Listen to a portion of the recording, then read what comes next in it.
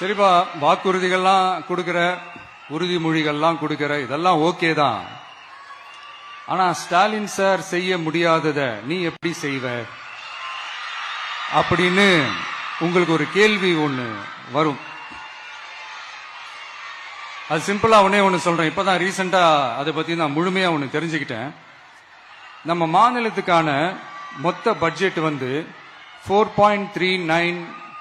4.39 லட்ச கோடிகள்.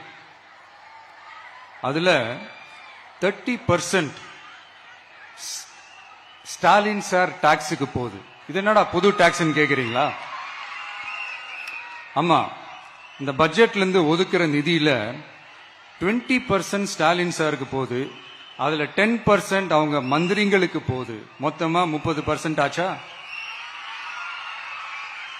கவர்மெண்ட்டுக்கு தான் வரி கொடுப்பாங்க. ஆனா கவர்மெண்டே ஒருத்தவங்களுக்கு வரி கொடுக்குதுன்னா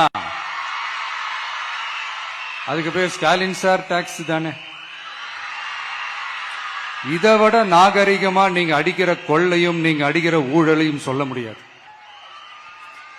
மக்களுக்காக ஒதுக்குற பணத்தை நீங்க அப்படியே சைட்ல ஒதுக்காம மொத்த பணத்தையும் மக்களுக்கே செலவு பண்ணிட்டா ஒரு சூப்பரான நல்ல அரசாங்கத்தை கொடுக்கலாம்ல.